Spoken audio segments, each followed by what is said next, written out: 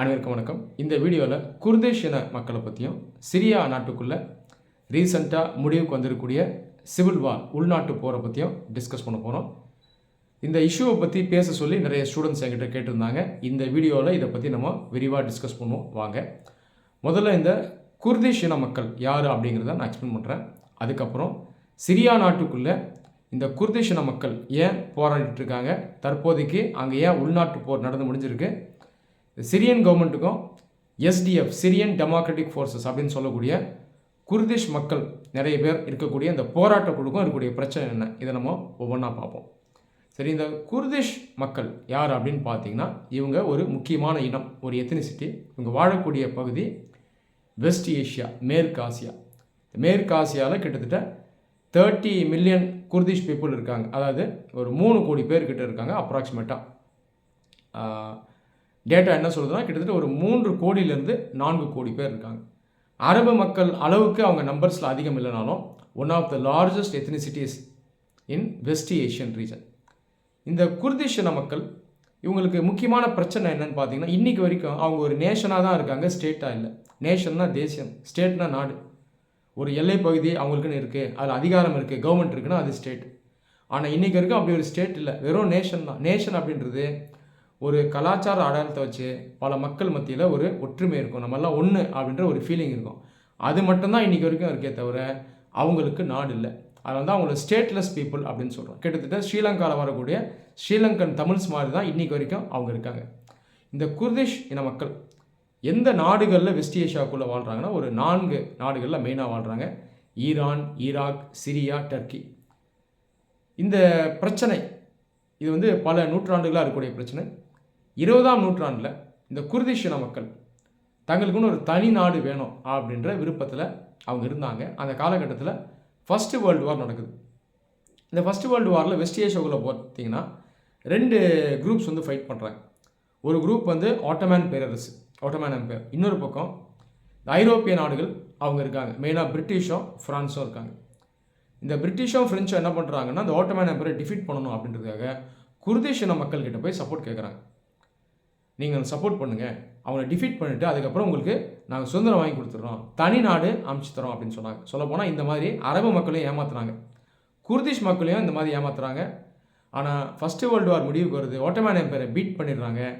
ஆனால் அதுக்கப்புறம் அவங்க இன்னொரு ஒப்பந்தத்தை அவங்களோட சைன் பண்ணிடுறாங்க, ட்ரீட்டி ஆஃப் லவ் சென்ஸ்னு சொல்லுவாங்க. அதை சைன் பண்ணி இந்த குர்திஷ் இன மக்களுக்கு விடுதலை அவங்க கொடுக்கல, தனி நாடும் அமைத்து கொடுக்கல.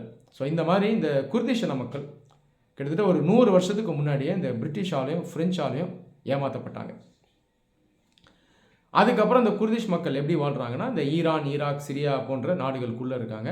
1970 ஈராக் மட்டும்தான் அந்த நாட்டுக்குள்ளேயே அவங்களுக்கு ஓரளவுக்கு சுயாட்சி கொடுக்குறாங்க. இங்கிலீஷில் அட்டானமி அப்படின்னு சொல்லுவாங்க. அந்த நாட்டுக்குள்ளே ஒரு பகுதி இருக்குது, அது பேர் ஈராக்கி குர்திஸ்தான். ஆனால் மற்ற நாடுகள்லாம் பார்த்தீங்கன்னா இந்த மக்களுக்கு சுயாட்சியே அவங்க கொடுக்க விரும்பலை. உதாரணத்துக்கு ஈராக்லேயே அதுக்கப்புறம் சதாம் ஹுசேன் ஆட்சிக்கு வர்றார். அவர் பார்த்தீங்கன்னா இந்த குர்திஷ் இன மக்கள் இது பார்த்தீங்கன்னா ஒரு சந்தேகத்தோடு தான் இருந்தார். நிறைய குர்திஷ் இன மக்கள் அவர் கொன்றும் இருக்கார். இப்படி ஒரு நிலை தான் இந்த குர்திஷ் இன மக்களுக்கு தொடர்ந்து இருந்தது. ஆனாலும் அவங்க தொடர்ந்து போராடிட்டே வராங்க, என்னைக்காவது நமக்கு ஒரு தனி நாடு கிடைக்கும் அப்படின்னு அவங்களுடைய அந்த போராட்டம் ஓடிட்டே இருந்தது. இதுதான் இந்த குர்திஷ் மக்களுடைய இந்த பேக்ரவுண்ட். சரி, இப்போது இந்த ரீசண்ட் பீரியடுக்கு வரேன். இப்போ சிரியாவில் என்ன பிரச்சனை நடந்துகிட்ருக்கு இதை நம்ம பார்க்கணுன்னா 2011க்கு நம்ம ரீவைண்டு பண்ணி போகணும். 2011 நிறைய அரபு நாடுகளில் புரட்சி வெடிக்குது. 2 கண்டங்களில் வெடிக்குது. ஒன்று ஆஃப்ரிக்கா, இன்னொன்று வெஸ்ட் ஏஷியா. வெஸ்ட் ஏஷியாங்கிறது ஏஷியா காண்டினென்ட். இங்கே நிறைய அரபு நாடுகள் இருக்கும். ஆஃப்ரிக்காவில், நார்தன் ஆஃப்ரிக்காவில், அதாவது வடக்கு பகுதியிலையும் நிறைய அரபு நாடுகள் இருக்குது. சொல்லப்போனால் அங்கே தான் பெரிய அரபு நாடுகள்லாம் நிறையா இருக்குது. அல்ஜீரியா, மொராக்கோ, சூடான், லிபியாலாம் இருக்குது. இந்த நாடுகள், நிறைய நாடுகளில் ப்ரொட்டஸ்ட் நடக்குது. இது அராப் ஸ்ப்ரிங் அப்படின்னு சொல்கிறோம். ஏன் இந்த அராப் ஸ்ப்ரிங் நடக்குதுன்னா, பல நாடுகள் நிறைய பிரச்சனைகள் இருக்குது. அரசியல் ரீதியாக பிரச்சனை இருக்குது, பொருளாதார ரீதியாக பிரச்சனை இருக்குது. உதாரணத்துக்கு நிறைய நாட்டில் டெமோக்ரஸி இல்லை, எக்கனாமி ரொம்ப பேக்வேர்டாக இருக்குது, வேலை வாய்ப்பு இல்லை. இந்த பிரச்சனைக்காக மக்கள் போராடுறாங்க. சிரியாலையும் போராட்டம் நடந்தது. ஆனால் அந்த போராட்டம் ஒடுக்கப்பட்டது. அங்கே ஒரு லீடர் அங்கே இருந்தார், அவர் பேர் பஷர் அல் அசாத். அவருக்கு யார் சப்போர்ட் பண்ணுறாங்கன்னா, ரஷ்யா சப்போர்ட் பண்ணுறாங்க.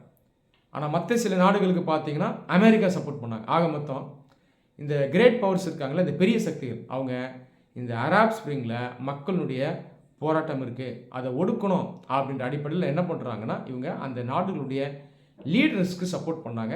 அதில் ரஷ்யா பார்த்தீங்கன்னா சிரியன் கவர்மெண்ட்டுக்கு சப்போர்ட் பண்ணுது, பஷர் அல் அசாதுக்கு சப்போர்ட் பண்ணுச்சு.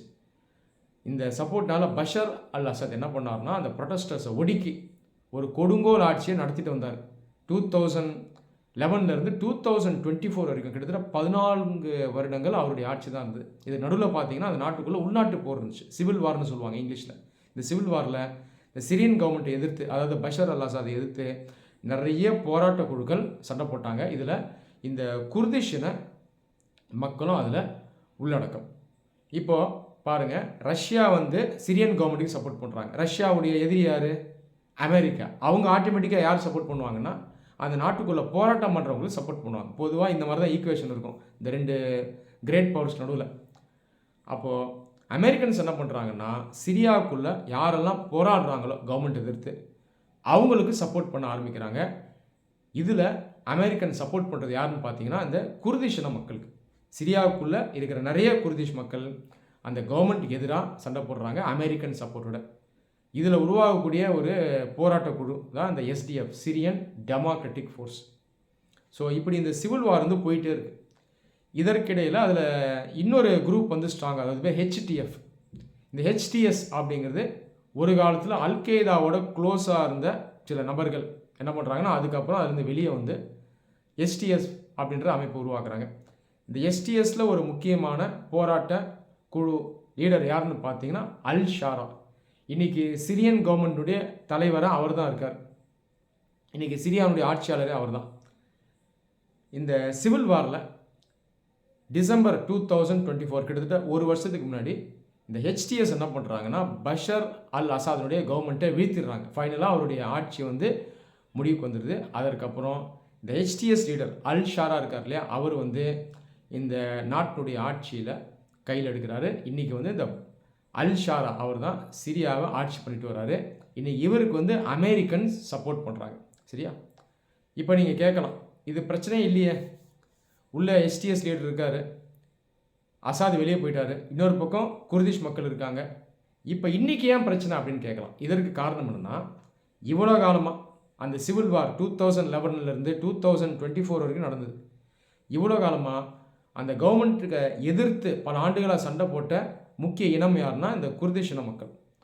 அவங்க பார்த்தீங்கன்னா நிறைய நம்பர்ஸில் அந்த எஸ்டிஎஃப்ன்ற அமைப்புக்குள்ளே சண்டை போட்டாங்க, அமெரிக்காவுக்கு சப்போர்ட் பண்ணாங்க.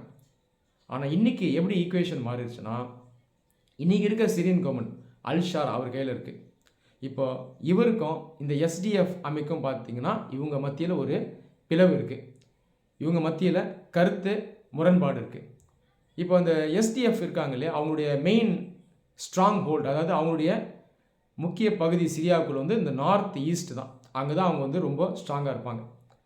இப்போ இந்த எஸ்டிஎஃப் அமைப்பு என்ன நினச்சாங்கன்னா, ஈராக்கில் இருக்கிறது மாதிரியே இங்கே நம்ம ஒரு சுயாட்சி கொண்ட ஒரு பகுதியை நம்ம உருவாக்கிட்டோம் அப்படின்னா நமக்கு உரிமை இருக்கும் அப்படின்ற ஒரு எண்ணத்தில் அவங்க இருந்தாங்க. ஆனால் அல் ஷாரா என்ன நினைக்கிறாருன்னா, அப்படி இருக்கக்கூடாது, சிரியா யூனிஃபைடாக இருக்கணும், அத்தாரிட்டி சென்ட்ரலைஸ்டாக இருக்கணும், அதிகார மையம் ஒரே கையில் இருக்கணும், அது சென்டரில் இருக்குமே தவிர அந்த நாட்டுக்குள்ளே நிறைய அதிகார மையம் இருக்கக்கூடாது அப்படின்னு இவர் நினச்சிட்டார். அதனால தான் இப்போ ரீசெண்டாக இந்த சிரியன் கவர்மெண்ட்டுக்கும் எஸ்டிஎஃப்க்கும் பார்த்தீங்கன்னா சண்டை நடந்தது. அது இப்போ ரீசெண்டாக முடிவுக்கு பேச்சுவார்த்தை நடந்துகிட்டு இருக்கு. இப்போது எஸ்டிஎஃப்க்கு ஒரு பெரிய ஏமாற்றம். இவ்வளோ ஆண்டுகளாக நம்ம சண்டை போட்டோம், அமெரிக்காவோடு சேர்ந்து சண்டை போட்டோம், அவங்களுக்கு ஹெல்ப் பண்ணணும், ஆனால் அமெரிக்கா நம்மளை அல்டிமேட்டாக இந்த நேரத்தில் கைவிட்டாங்க. அவங்க நம்மளோட நின்றுருந்தா நமக்கு இந்த நாட்டுக்குள்ளே நிறைய உரிமை கிடச்சிருக்கும், ஆனால் அது கிடைக்கல. இப்போ அமெரிக்கன்ஸ் அல் ஷாரா கவர்மெண்ட்டுக்கு சப்போர்ட் பண்ணுறாங்க அப்படின்ற ஒரு பெரிய வருத்தத்துலேயும் ஏமாற்றத்துலேயும் இந்த எஸ்டிஎஃப் இருக்காங்க, குர்திஷின மக்கள் இருக்காங்க. இப்போ இதுதான் இன்றைக்கி அங்கே நம்ம பார்க்கக்கூடிய அரசியல் நிலவரம். பாருங்கள், 100 வருஷத்துக்கு முன்னாடி யூரோப்பியன்ஸ் அவங்கள ஏமாற்றினாங்க, பிரிட்டிஷும் ஃப்ரெஞ்சும். அதுக்கப்புறம் இவ்வளோ ஆண்டுகள் கழித்து அமெரிக்கன்ஸோடு சேர்ந்து நம்ம ஒர்க் பண்ணோம் அப்படின்னா நமக்கு இவங்க தனிநாடு ஏற்படுத்தி கொடுப்பாங்க, குறைஞ்சபட்சம் இந்த சிரியாவுக்குள்ளே நமக்கு ஒரு சுயாட்சியாவது ஏற்படுத்தி கொடுத்து நம்ம கையில் உரிமையை அவங்க அதிகம் கொடுப்பாங்க அப்படின்னு நினச்சாங்க. இப்போ அமெரிக்கன்ஸும் என்ன பண்ணிட்டாங்கன்னா அவங்கள பீட்ரே பண்ணிட்டாங்க. ஸோ இந்த நிலைமையில் தான் இவங்க இருக்காங்க. எஸ்டிஎஃப் பார்த்தீங்கன்னா அமெரிக்காவுக்கு ஒரு பெரிய ஹெல்ப் பண்ணாங்க. காரணம் என்னென்னா, இந்த ஐஎஸ்ஐஎஸ் பயங்கரவாத அமைப்பு பல வருடங்களாக சிரியாவுக்குள்ளே இருந்தாங்க. அவங்களும் அந்த உள்நாட்டு போரில் சண்டை போட்டவங்க. அமெரிக்கா இந்த ஐஎஸ்ஐஎஸ்ஸை டிஃபீட் பண்ணுறதுக்கு பெரிய ஹெல்ப் பண்ணவங்க இந்த குர்திஷ் தான். அதாவது இந்த எஸ்டிஎஃப்குள்ளே ஒர்க் பண்ண இந்த குர்திஷ் இன மக்கள். ஆனால் இன்றைக்கி இவங்களுக்கு அமெரிக்கா சப்போர்ட் பண்ணலை. அதுக்கு பதிலாக அல்-ஷாரானுடைய கவர்மெண்ட்டுக்கு சப்போர்ட் பண்ணுது. இப்போ ஃப்யூச்சரில் சிரியாவுடைய அரசியல் எப்படி நகரப்போகுது, இந்த குர்திஷ் இன மக்கள் மேற்கொண்டு சிரியாவுக்குள்ளே எந்த மாதிரியான டிமாண்ட்ஸை முன்னெடுத்து வைக்க போகிறாங்க அப்படின்றத நம்ம வரக்கூடிய நாட்களில் வெயிட் பண்ணி பார்க்கலாம். நன்றி.